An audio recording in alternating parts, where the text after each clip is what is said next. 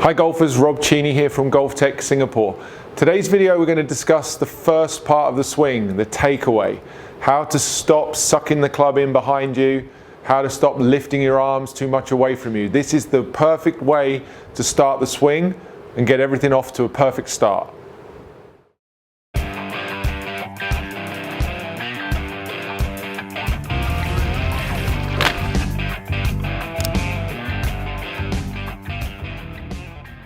So as we move on to the mat here, let's talk a little bit about some of the problems that I see golfers get into as they start to move the club away from the ball. The primary one would be giving the club the motion and the ascent away from the ground, mostly through using wrists and forearms. Okay, so they start to roll the club, start to lift the arms away from the body. And whilst it's reasonable to suggest that there are a lot of different looking backswings out there that seem to function, it's also reasonable to suggest that there's a more efficient way to do it, particularly for people who aren't practicing every day like the best players in the world and who aren't as skillful as some of the better players in the world. So think about this not as the only way to do it, but I would say it's a good way to think about it because it makes life easier for you. The most common mistake that I come across is the club being pulled or rolled too far around the golfer by the time the club reaches parallel with the ground. This would be P2. And that's often under the illusion that they're going to get the club to come more from the inside on the downswing. So many golfers suffer with that over the top slice that their instinct says, well, if I'm supposed to come more from the inside on the downswing, let's get this club head around me. Let's get this thing as far behind me as possible to make that happen. That causes problems though, because once you get that club head and that sweet spot here too deep, you're left with not a great deal of choices in terms of getting that back to the ball. And the primary one that people choose is to start steepening the shaft coming down and swinging across the ball through impact. So it's really a much more important part of the swing than you might give credit to. Given the fact that it's such an early stage in the swing, you might think, oh, okay, this doesn't really matter so much because I've still got plenty of time to rectify anything that might be going wrong. The truth is, the way you move the club from P1 to P2, the rates at which you move your body and the rates at which you move your arms, wrists and elbows heavily influence how that club's going to come down. So my preference as far as moving the club from the golf ball from P1 to P2 is concerned is that the majority of that work is done using the extending, tilting and turning of the body. That would mean that the torso, the spine, the shoulders, the hips are much more involved in terms of giving this golf club its rise away from the ground. Not my elbows pulling apart to do that, not my wrists flexing to do that, not my forearms rolling to do that, and not my arms lifting off my body to do that. Here at Golf Tech, our motion measurement study actually has a massive correlation between the better player who has up to 50 degrees, 53 degrees of shoulder turn by P2 and 30 degrees of left tilt, which is in stark contrast to the poorest players who generally slice the ball, who at that same point in the swing would generally have turns in the low 20s, even the teens, and a shoulder tilt number which once again is closer to single figures or in the teens. That means that they've used much more of the arms to move this club around them, and now they're starting to suffer because at that point the elbows have started to pull too far apart.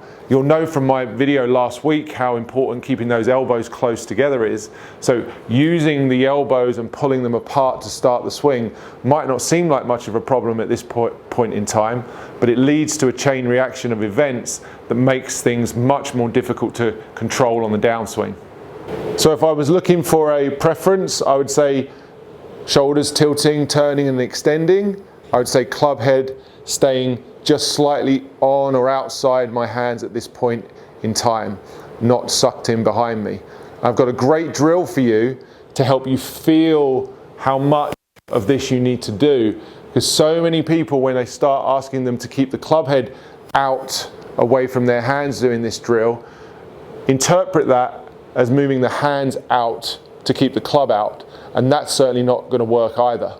So I've got my club here. I'm going to place an alignment stick and just push the alignment stick into the shaft. So now I've got the club technically extended by virtue of having this alignment stick poking out the top of it. But unlike the most common practice for using this type of extended club, I'm going to do something which you may not have seen before. I'm going to actually move the golf club and place the alignment stick on my right side and take my setup. Now, whilst this looks unconventional very much from the face-on view, and I would agree that it is, what this is going to help me to feel is the right amount, the appropriate amount of forearm rotation on the backswing, because it forces me or restricts me from rolling my club and rolling my forearms, which is such a problem among high handicap golfers. So with the stick touching my side, touching the right hand side of my body from P1 to P2, I'm forced to move my hands very much inwards on the arc. We know that they should move inwards and conform to the grid, but without my club head following suit and keeping my club head much more correctly positioned, in this case slightly outside my hands.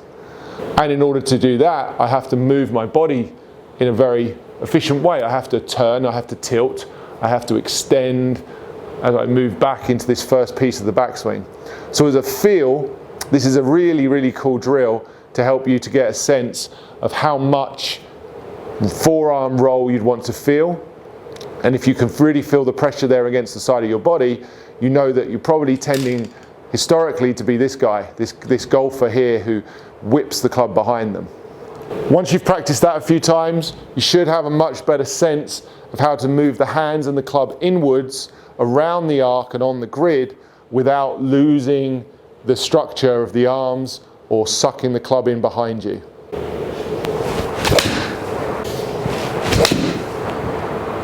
And once you've practiced with that and noticed that you're able to move the hands and the club a bit more on this arc, this uniform arc of the hands and the club tracing the grid, it generally sets the tone for the second part of the backswing here for the shaft to be a little bit steeper.